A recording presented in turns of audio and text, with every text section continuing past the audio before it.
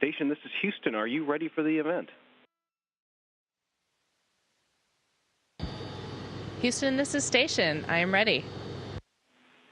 Asbury Elementary School, this is Mission Control Houston. Please call Station for a voice check. Station, this is Asbury Elementary School. How do you hear me? Asbury Elementary School, ISS has you loud and clear. Welcome on board. Hello, we are so excited to be with you, Christina. Christina, this is Asbury Elementary School. Asbury Elementary, this is Christina Koch from the International Space Station. Let me introduce myself. My name is Kara Coleman.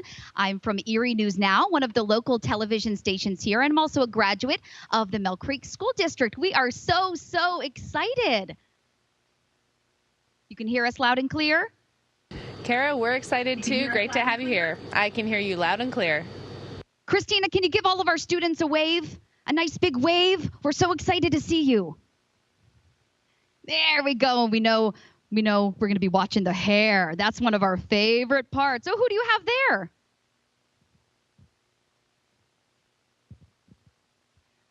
Of her little stuffed animals flying it back. This is our little buddy, the Earth, that keeps us company. He flew up here on a SpaceX mission, and he's been here ever since. I think I can see us all the way in Erie, Pennsylvania there. Okay, Christina, we're going to get started with our questions from our students. Are you ready? All right. I am ready. I'm Dea, and I am in 5th grade. My question is, why do you think being an astronaut is important? And what made you decide to be an astronaut?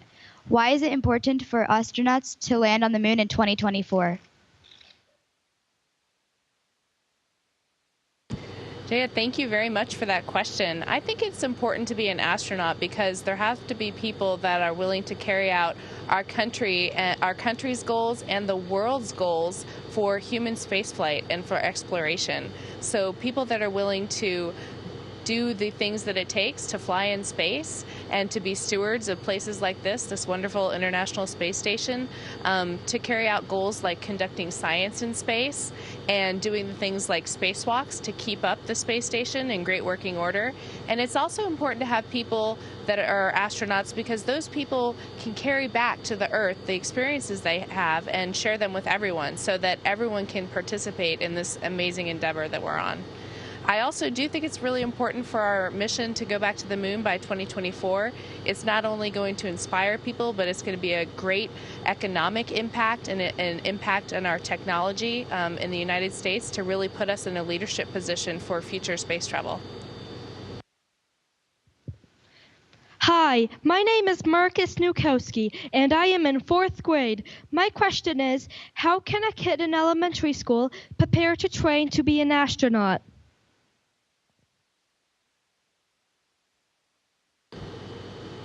Well, you can start now to be an astronaut. I know that my dream to become an astronaut started when I was in elementary school, and how I did that when I was your age was I started exploring the world around me in the ways that I could. I got excited about my science classes in school. I did science projects. I explored in the woods a lot. I played outdoors.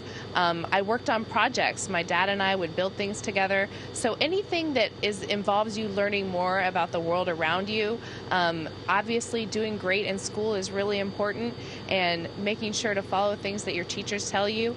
But just having that exploration spirit at this point is what's really important. Take a look at the world around you and think about all the things that you can learn about it.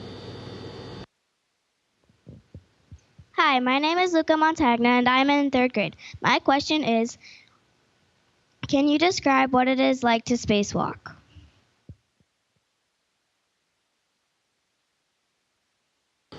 Yes, I can. When I first thought about spacewalking before I did it, I thought it would be a very daunting experience, almost scary.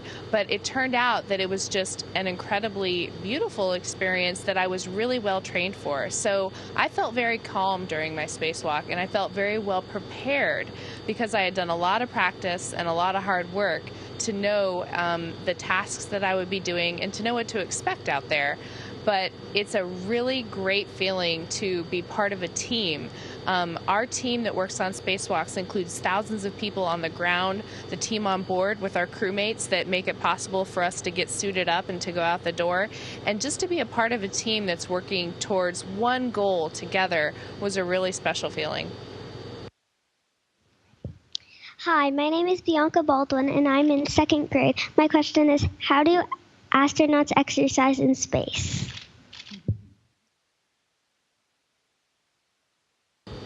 That is a great question. Now, on Earth, some of the ways that we exercise are normal things that you might think about. Going for a run, lifting weights, riding a bicycle.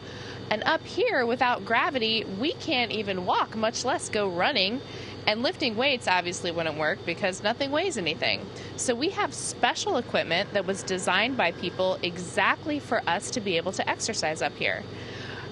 Just like you might run on a treadmill on the Earth, we have a treadmill here too, but in order to make us be able to stand on it, we have to wear a harness that we then bungee down to the treadmill. So that gives us a feeling of weight on our feet, and then we can run. Now, lifting weights is even more complicated. They have to find a way to make resistance so that when your muscles pull, they have something to pull against. Something you could think about would be like large rubber bands that have a resistance to pull. And that used to be part of the types of machines that they would exercise with in space. But now we have a different way of doing it that is kind of like an engine piston with a vacuum inside, and it's hard to move it out. So that creates something for us to pull against. So we have specialized equipment here so we can stay healthy and exercise even in space. Christina, tell our students here at Asbury Elementary, how long have you been in space, by the way? I've been here for almost 3 months, and I've got about 8 more to go.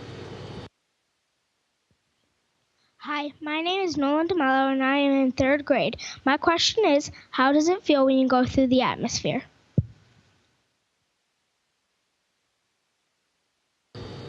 Well, I can describe how it feels to go up through the atmosphere. I've only flown to space once. This is my first space flight. So I've never flown through the atmosphere on the way down. But I can tell you that on the way up, it's an awesome feeling. The main thing that you feel is the acceleration of the rocket, because the rocket is going faster and faster and faster the entire time you're in it. So you know the feeling like when you're on a roller coaster or maybe even in a car speeding up, you almost get pushed back in your seat. It's like that, but really much stronger. And it rumbles a little bit too. So that was the main feeling of flying through the atmosphere. But the best feeling of all is after the rocket engine shuts off and you know you're in space because you start to float. Hi, my name is Elise Mesha, and I am in 5th grade. My question is, what happens if someone has a medical emergency on the space station? That is something very important that we think about quite a bit. As you know, there's only a few people living on board the space station.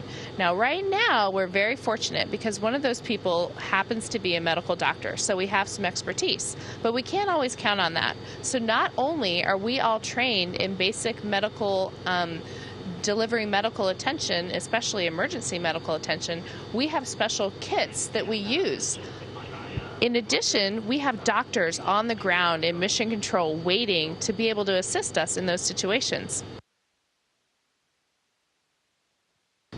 This is an example of our emergency medical kit. And if we open this up, it has everything you need to take care of a trauma situation. So we feel very safe and very well prepared if that were to happen. Hi, my name is Charlie Moss, and I'm in 3rd grade, and my question is, how do you do laundry in space?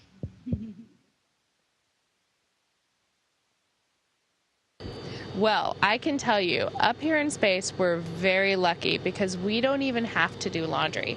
Because doing laundry would be a pretty complicated endeavor because water doesn't obviously have gravity to keep it down in a wash machine. We just basically use our clothing for a long period of time, and then we throw it out and get new clothing. This is an example of what we call in space a 2-week brick.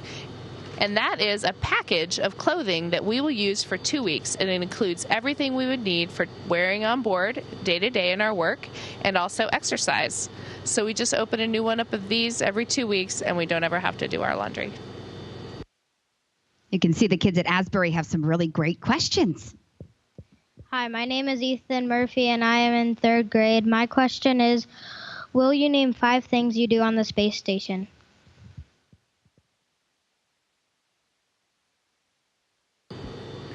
5 things that we do on the space station. That is a great question.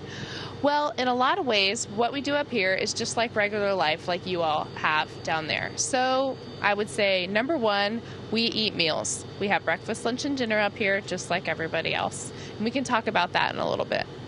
The second thing we do is science. So because the space station exists in microgravity, we have the opportunity to do a lot of special science that cannot be conducted on Earth. So our primary focus here as astronauts is doing science. Another thing that we do is maintenance. We have to keep the station running healthy at its peak performance. So we're constantly upgrading things, fixing things, doing preventative maintenance on things, and that's another part of our work day. Number 4, we sleep. So just like you guys, every night we go to sleep and we have very peaceful sleep here, in my opinion. I actually sleep really well in microgravity. And again, we can talk about that a little bit more later. And another thing we do is we call home. We keep in touch with our friends and family at home. We're able to do that actually by phone. There's a special way that we can call where the phone call actually goes through a satellite all the way down to Earth and ends up as a regular phone call of our loved ones. Hi, my name is Michelle Petruso. I'm a special education teacher here at Asbury, and I have my friend Hayden Pringle, and he is in 2nd grade, and I'm going to read his question for him. And his question is, do you think a disabled person will ever be able to go to space? Thank you, Kaden. I absolutely do. I think that there's no reason that someone who is disabled, differently abled, or challenged in different ways wouldn't be able to thrive here in space and find a wonderful way to contribute here. One nice thing about the space environment is that it's an opportunity to see different ways of doing things. For example, some of the things that might make you really well-abled on the Earth actually don't necessarily help you here in space. For example, if you're a really fast runner, that doesn't necessarily help you float around in space. So I think space is actually an opportunity where we can discover that every different way that we are abled can be an advantage depending on the environment.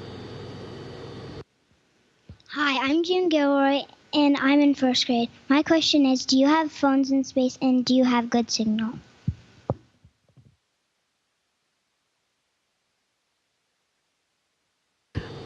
I could not quite understand that question. Would you mind repeating that for me? Do you have phones in space, and do you get a good signal?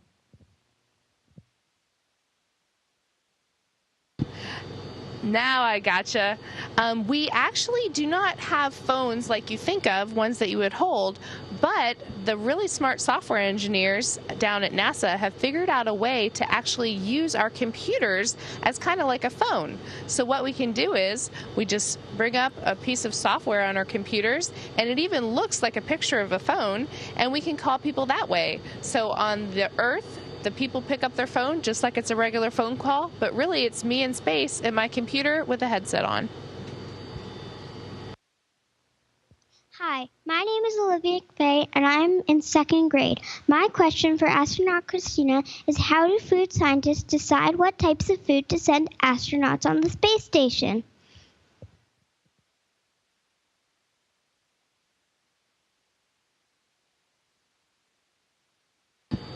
That is a great question. What we eat in space is very important because what you share, when you share meals with people, it's a time to connect with people, and it's really important to enjoy that time. So I think that the scientists on Earth, they think about not only what is nutritionally important for us, but what foods do we love from home that we might be missing up here that make us feel like, comfort food?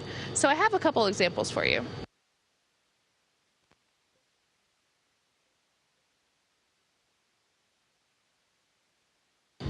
Most of our food is dehydrated, and it comes in packets like this. Now, how many of you all like hamburgers? I can't hear you, but I bet you guys do. So I'm going to show you a space burger. First thing we do is open up the packet, and then there's another packet inside that is designed for us to be able to add water to it to rehydrate it. So this is what a dehydrated burger looks like.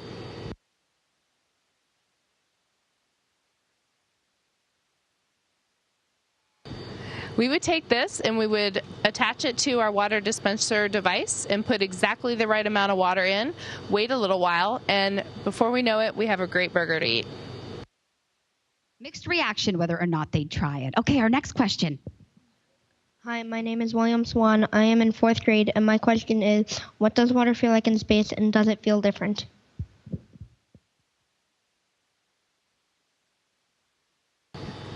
Water does feel very different in space. It tastes the same, but it feels different when it's on your skin. And the reason is there's no gravity pulling it down, so it really just kind of sticks to your skin like you wouldn't believe. Let me show you what I mean.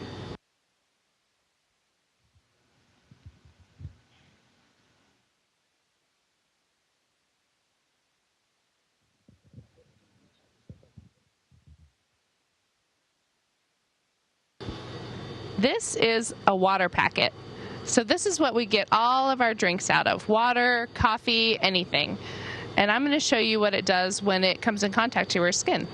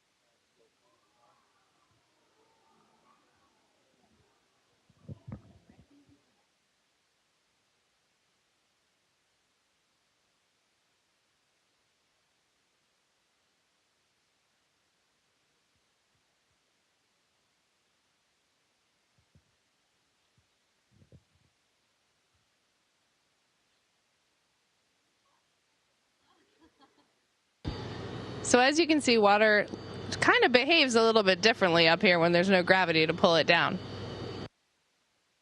A little bit. Wow, this has been amazing. Christina, thank you so much for talking with us today. These are some of our students who had really awesome questions as well, but we are running out of time. So can you guys give Christina a really big thank you?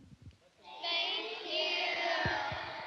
And I'll have our camera pan to the rest of the students here at Asbury Elementary School because we want to give Christina a really big... Can you wave? Christina, from all of us here in Erie, Pennsylvania, from Asbury Elementary School, we thank you so much for spending a bit of your time with us today. And thank you, Kara, and thank you to everyone of Asbury Elementary. It's been my pleasure to have you on board the International Space Station. Station, this is Houston ACR. That concludes the event. Thank you to all participants from Asbury Elementary School. Station, we are now resuming operational audio communications.